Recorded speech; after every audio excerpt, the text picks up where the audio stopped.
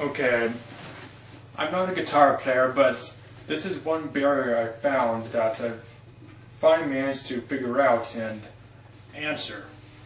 So, without further ado, this is the first step to learning how to play guitar, and that's how to hold a string. Okay, so first thing is, you're not trying to stiffen this hand. Now if you're left-handed, then it would be the reverse hand, but you don't strain your thumb. Rather, what to do is actually, you have your strap on and you just let your thumb relax behind this. Just kind of keep it in place, but it doesn't really make the main support for the neck. There's actually two different ways to do this. One is the classical position, which is where your thumb is behind the neck. And then there's also the folk position, which is where it goes over the neck. And try to avoid hitting the strings with the thumb unless you absolutely need it for folk position or something. Because it's not really one of the fingers you use, at least in normal circumstances.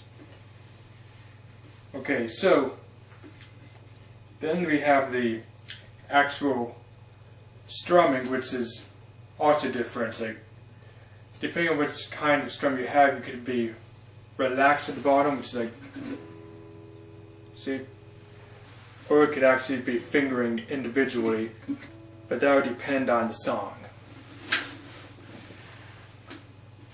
Of course, you can also have a tuner. I have a tuner, but I can't find it anywhere. It's out of the box. Now we get into the meat of this. How do you hold a string? Well, you're trying to get a vibration, but don't confuse it too much. Like, you don't want to just touch it so slightly that it won't affect the notes. I used to hold them kind of like this. See at the bottom? See how it's not really pressing it at all? Every time I played it, it just always has this. Well, that's a mistake I always made, was that to vibrate, it had to reach all the way over here. And it doesn't have to reach all the way here. In fact, that's how you get a note, is by varying the distance. So, you'll notice that there's these silver lines, and what these are frets, and what's important to know is that you're supposed to put your finger behind the frets. What is behind the frets? Behind the frets is, if you see this is right on the frets, and if you want to go behind it, backwards is going to be in this direction. When you do this, you're going to have a little bit on the frets anyway. You still have a little bit of thickness, your finger is a bit round. You can have a little bit of the curvature of your finger on the fret itself, but the main tip is going to be on the side. Okay, so, yeah, and I think you can see it right in this makeshift capo. See, the tip is on the fretboard, but it still covers up the fret just slightly. And you press it all the way down. And this would actually clarify the sound once you get it right. And compare that to the original unheld string.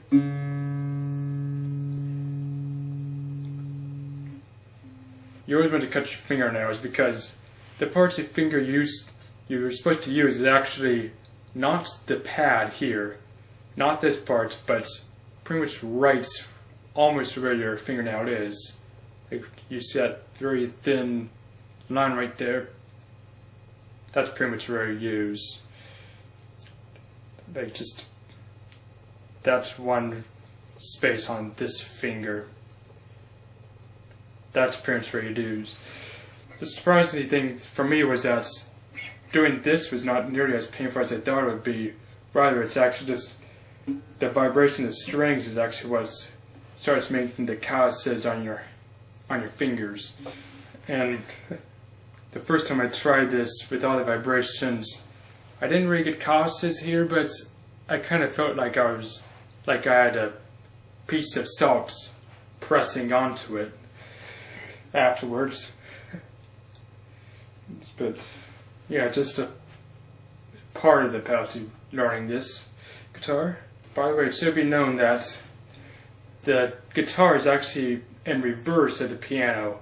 With piano, you get, the further you go left to right, it will sound higher and higher. For the guitar, it's the reverse.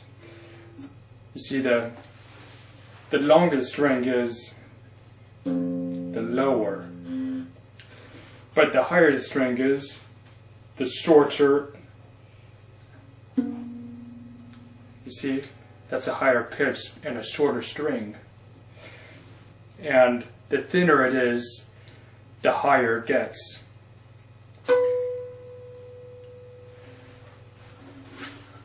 Okay, now let's say you want to actually make it actually higher throughout. Now, what's used is a capo. I don't have a capo, but I found that this could work for at least the 3 of the strings. So I put the capo right behind the fret, and I'm going on the 3rd fret here. See, and it doesn't really hold the top one, unfortunately. And if I hold right over here on this one, 2 frets ahead,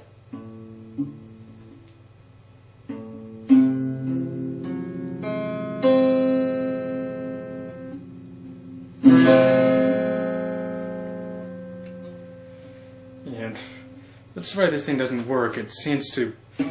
It wants to go like this off the strings. It's a bit too loose.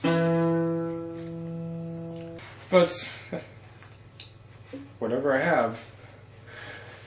So another thing I found was actually it's a chromatic scale, really. So if you actually play this 1 fret at a time on a single string, it would sound like this.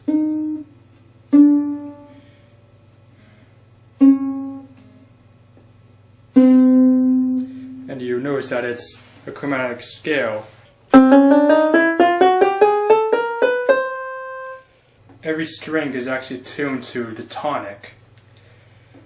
So it's pretty much just varying the tonics and their octave, and that's how you vary the strings. And based on your tuning, you can actually require a lot more movement or less to get your notes. And you can also have a little open string, which is where you don't really hold it at all, and use that for the tonic.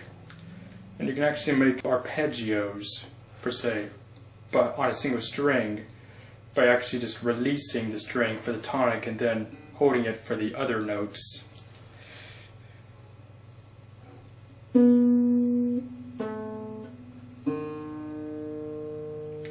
See it? All this is on this string. And because the note that sounds is always the one that's closest to the frets per string, if I do a pitch blend, which is this,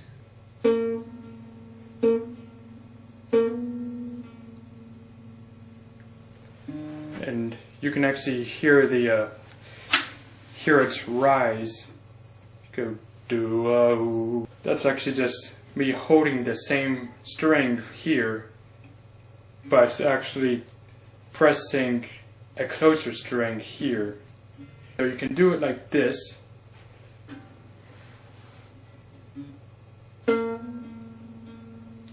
But you cannot do it like this. Notice how this sound doesn't change at all if I hold like this, so on and off.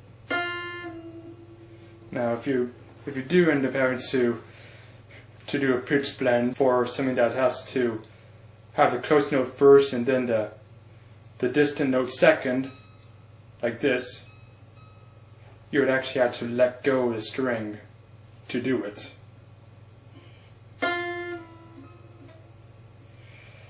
Like that.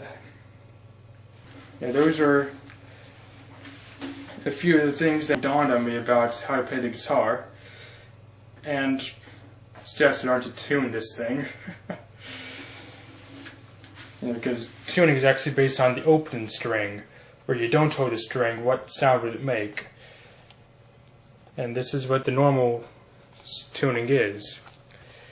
And if you could see it, it says high at the top and low at the bottom based on this direction. Okay, and if you want to know what capo does, a capo does this.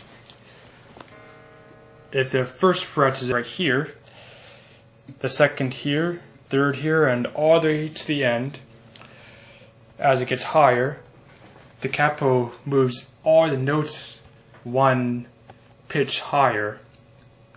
And if you can see, that's how it goes. Anything above the 7th fret is inefficient, so avoid it. If you do anything above the 7th fret, it pretty much eliminates the bass notes of this bottom string, the heavy one. Okay. Now there's also the range, which is pretty much this here at the bottom. Who cares about the different kinds of strings? Here they are. Fortunately, I don't have audio or the other guitars for them. And this is a few side notes, like L8 means left hand on frets, the right hand on soundboard. And this is the guitar chart guideline. So you got the O, which is the unfingered play. That means you strum the note without holding the string. The dotted note is the note you're fingering. And the X is the ones you're not supposed to strum or play. You got the chord symbol at the top. And okay, so yeah, this is pretty much actually sideways to the guitar, like that. Yeah, that's what I managed to learn about guitar. I can finally start.